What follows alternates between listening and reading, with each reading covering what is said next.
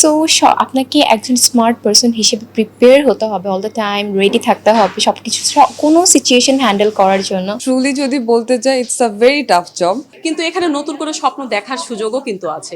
আমি ছোটবেলা থেকে আমার কাজিনদের দেখেছি, ওরা ফ্লাই করছে, দে ওয়ার ক্যাবিন ক্রিউ।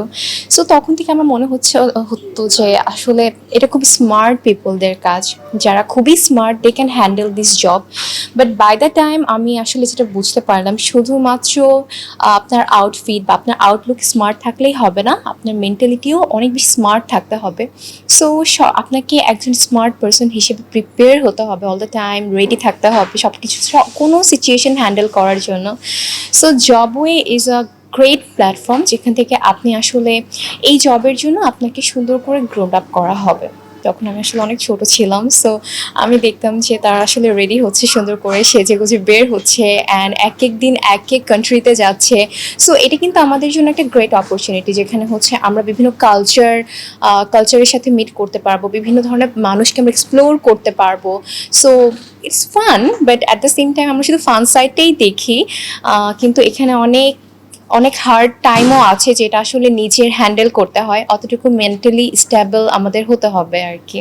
তো সবাই বাইরে থেকে যেটা মনে করে it's a luxurious life and একটা লাক্সারিয়াস জব, বাট ট্রুলি যদি বলতে চাই, it's a very tough job. Because এখানে আপনার 8 to 10 আওয়ার্স আপনার ট্রাভেল করতে হয়, এয়ারক্রাফটে থাকতে হয়। আপনি তো নর্মালি যদি অ্যাজ এ প্যাসেঞ্জার ফ্লাই করেন, সো আপনি তো জানেন একটা অ্যালটিটিউড পরে আপনার কিন্তু অটোমেটিক্যালি শরীরের মধ্যে একটা প্রবলেম ক্রিয়েট হয়। সো আমরা অলওয়েজ যখন আমরা ফ্লাই করি, তখন আমরা কিন্তু বসে থাকি না, আমরা অলওয়েজ অ্যাক্টিভিটিস মধ্যে থাকি। So it's so tough to আবার টু কন্ট্রোল টু মেনটেন।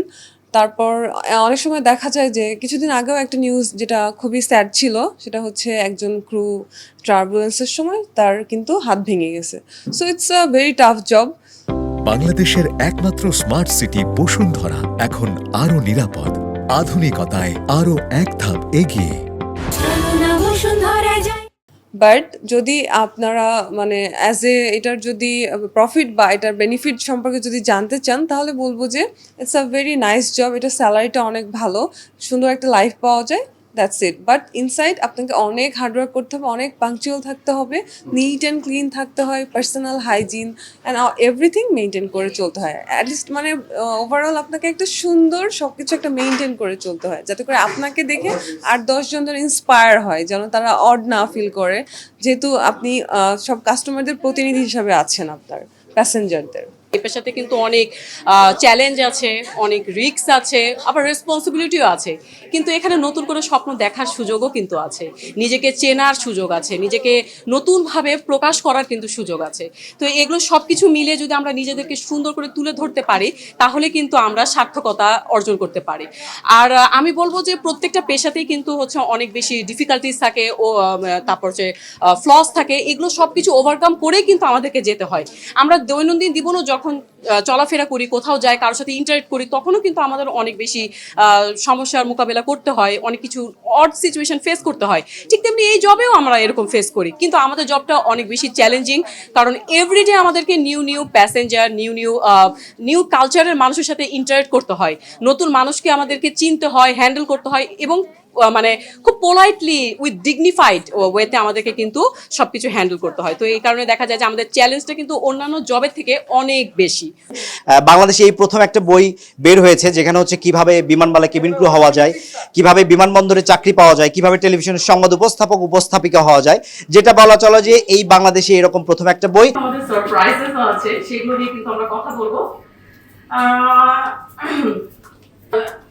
আমাদের যেহেতু একটু সময় নিব, কারণ আমাদের কিছু কাজের জন্য আমাদের একটু সময় নিতে হচ্ছে, ভাবলাম যে এদেরকে যদি আর একটু ভালোভাবে জানতে চাই, বুঝতে চাই, তাহলে যেহেতু ছেলেরা বলছে না, সো আমরা বাদ দিই, আমরা মেয়েরাই তাহলে কথা বলি। তারা বিয়ে করে এখন হচ্ছে যাবে, জামাই বাচ্চা বউ সবকিছু ছেড়ে দেবে, এরকম কি কেউ আছেন? ও ইস, কি কষ্ট না, কিভাবে ম্যানেজ করবে তখন? আমরা বাড়ি সব বাড়ি, এখানে আমরা সবকিছু বলছি, এত কিছু করছি, ছেলেরা তো বলতেই পারছে না, তো তারা কি করে বেরোতে হবে, তাই না? আমরা তো এটাই ভেবে নিই, যেহেতু এখানে আমি বেশি কেউ কথা বলুক, একজন আপনাদের ছেলেদের মধ্যে কেউ হচ্ছে প্রতিনিধি হচ্ছে না, তো আমি ধরে নেব যে দেয়া ল্যাক বাহান, তাই না? এরপরে আচ্ছা নিউজ প্রেজেন্টারে আমি একটু কথা বলি। নিউজ প্রেজেন্টারে দেখা যায় যে অনেক রকমের কিন্তু আপনার মানে আপনার কি রকম এক্সপেকটেশন, যে আপনি কি রকম মানে আপনি এই পেশাটা কেন বেছে নিলেন, নিউজ প্রেজেন্টারের এই পেশাটা, এটাতে আপনার কি ফান এলিমেন্ট? আচ্ছা আমাদের কাছে সময় আছে, একটু বলেন, সমস্যা নেই, একটু শর্ট করে বলুন।